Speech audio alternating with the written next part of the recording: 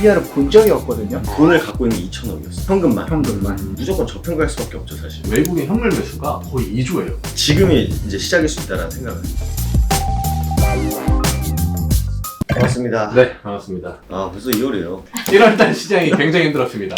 근데 1월에는 힘들다라고 말씀을 하시는 것조차 거의 없었어요. 왜냐면 이게 2차 전지 꺾이면서 1월이 시작이 됐는데 반도체 좋다고 반도체마저 꺾이니까 올라오는 느낌의 업종이 별로 없었죠. 그렇죠. 그러니까 어쨌든 간에 우리가 그 세계 그 경제 사이클 이런 것들이 다 동일하게 돌아가잖아요.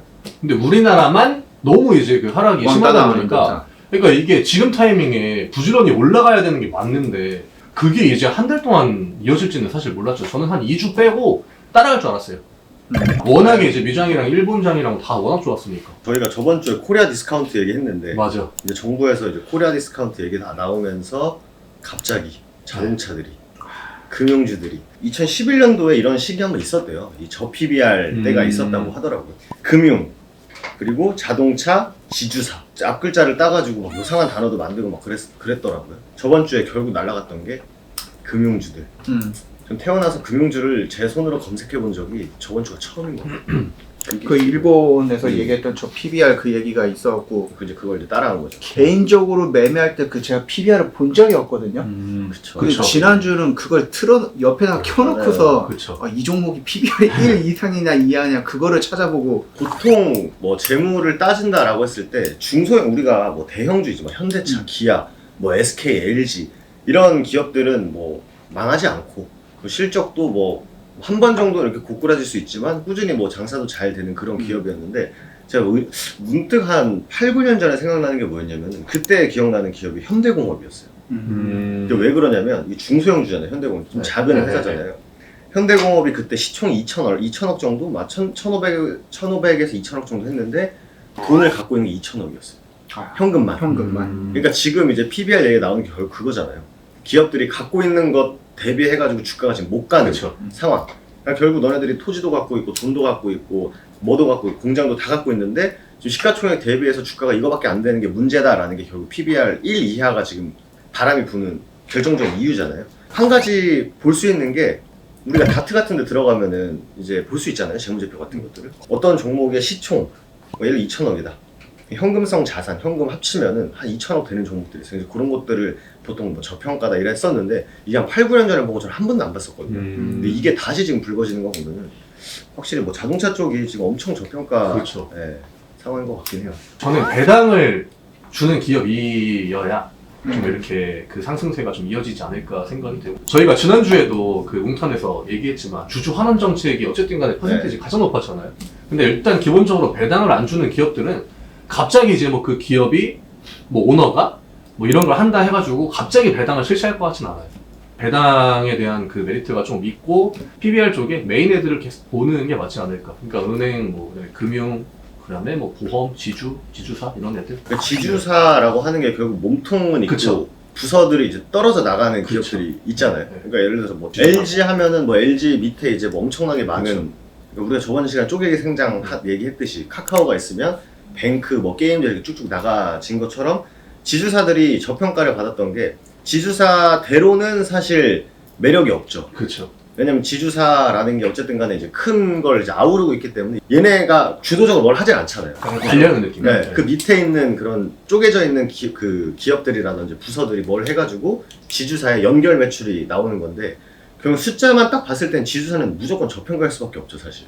그러다 보니까 저번 주에도 뭐 동국홀딩스, 뭐 원익홀딩스, 뭐 FNF 홀딩스 이런 기업들이 저평가 이슈를 받았던 게 이제 일환이지 않았나. 근데 지주사들이 이게 매수하기가 너무 힘들어요. 일단 살 수가 없어요. 거의 거래가 잘 안 되다 보니까 주가는 올라가는데 한 호가에 막 20주, 100주 이렇게 걸렸어. 그러니까 누가 그냥 한번 퍽 사면은 주가는 확 올라가고 누가 퍽 팔면 그냥 확 떨어지는. 그래서 더 힘든. 제가 이제 저번 주에 제 기준에서는 모든 게 상승장인 거야. 그 중에 하나가 전 전쟁이었다고 보거든요. 제가 그래서 전쟁 이후에 증시가 어떻게 됐는지를 한번 좀 봐봤어요. 요즘에 제가 바드를 굉장히 잘 쓰잖아요. 이제 챗 GPT, AI 모르는 거 이제 쫙 물어보면 이제 설명해 주는 거. 20세기 있었던 좀 큰 전쟁들을 한번 열거해달라. 그래서 전쟁을 열거 쫙 해주더라고. 근데 2003년가에 가장 가까운 게 이제 이라크 전쟁. 음. 그때부터 이제 전쟁이 끝날 때쯤 되면은 증시는 다 올라갔어요. 그래서 제가 왜 그랬을까를 이제 나름 공부를 해보니까 언제나 이 글로벌하게 뭔가 그 돈을 회수하고 이런 마지막 그 대미를 장식한 게 다 전쟁이었대요. 이번에는 이라크 중동 전쟁이 슬슬 뭐 그만하겠다. 네. 이스라엘도 근데 그런 거 보면은 증시가 좀 괜찮아질 것 같고, 그리고 저는 이제 현대차랑 기아가 움직인 게 시장이 시사하는 바가 좀 크지 않을까. 저는 저번 주 금요일 날 생각했던 게, 이건 제 그냥 개인적인 견해긴 한데 지금이 이제 시작일 수 있다라는 생각을 많이 해봤어요. 왜냐면은 이게 코로나 때는 사실 너나 할 것 없이 다 올라갔기 때문에 사실 뭘 사도 하루 이틀 쉬고 다음날 엄청 올라가고 하루 이틀 쉬고 다음날 엄청 올라가고 했었는데, 에코프로 때문에 놓친 사람들 분명히 있을 거란 맞아요. 말이죠. 아니면 에코프로나 2차전지는 지금 손실 중인 사람들이 지금 무조건 있다. 엄청 많다고 봐요. 광기라는 게 결국 의심하다가 이제 이거 진짠가 보다 라고 했을 때가 이제 고점인 경우가 대부분이잖아요. 그렇죠. 그런 다음에 떨어질 때 이제 물 타고, 떨어질 때 물 타다가 지금까지 오는 건데, 코로나 대세 놓쳤고 에코프로 놓쳤다, 2차전지 랠리 놓쳤다 하면은 저는 이번에는 이 저PBR 얘기가 어떻게 보면은 의심을 가장 빨리 걷어치우는 한 주가 될 수 있지 않을까? 네, 저는 좀 그렇게 생각을 해요. 대통령이 말한 거기 때문에 이게 쉽게 뭔가 그냥 의심만 하고 뭐 말도 안 돼, 금융주, 뭐 현대차, 뭐 노조 얘기도 엄청 나오고 뭐 얘기 많이 하는데, 요번에 나오는 주도 섹터만 명확하게 파악을 하면은 이게 어떻게 보면 좀 시작에 거의 뭐 초입이지 않을까? 코스닥 중소형주들의 매력은 일시적일 것 같아요. 저도 네, 이게 저도 마음 한켠으로는 되게 인정하고 싶지 않거든요. 금융주, 뭐 손해보험 뭐 이런 거 올라가는 게. 그러니까 제 개인적인 생각인데, 기관들이 사기 시작했잖아요. 연기금도 엄청 사기 시작을 하고, 이게 반강제적인 매수지 않을까.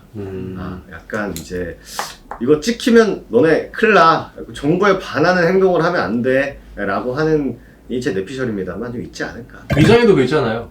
연준이랑 싸우지 말라고. 약간 그런 개념이랑 비슷한 것 같아요. 지금 오늘 그 트럼프가 그 얘기 하던데요?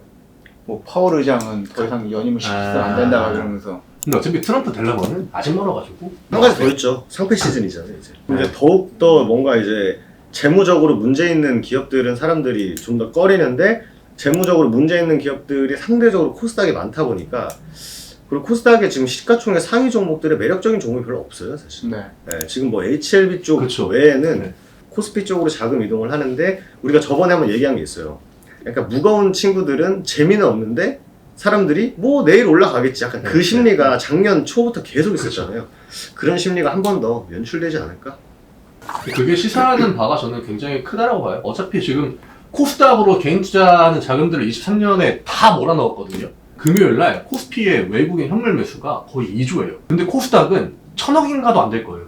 굉장히 많은 의미를 시사한다고 보거든요. 심지어 선물 쪽의 매수 포지션도 어마어마해요. 근데 그게 대부분 다 코스피로 들어갔다라고 하는 거예요. 그리고 또 한편으로는 조금 좀 짜증났던 건, 괜히 잘 움직이던 코스닥 시장에 대통령이 한마디 해가지고 너무 교란이 된 것도, 어떻게 보면 결과적으로 금요일날 증시가 엄청 올라가서 우리가 이제 증시가 올라간 상태로 주말을 맞이해서 좀 다행입니다만, 그 전까지는 진짜 코스피나 코스닥이나 진짜 별로였거든요. 맞아. 그래서 이제 그 저번 주에 계속 시장을 보면서도 진짜 대통령이 너무 쉽게 말을 하는 게 말씀하시는구나. 아닌가. 네. 이게 뭐 정치 성향을 떠나서 그게 좀 그렇더라고요. 월말에 코스닥이 쫙 이렇게 밀리고, 그 다음에 코스피가 올라가는 반대 패턴들이 일주일 동안 3번 나왔거든요, 지난주에. 근데 그게 기관 애들이 빨리 이제 그 저PBR 종목들을 선점하려고 코스닥에 있는 자금들을 일단 매도한 다음에 그걸로 먼저 선점하려고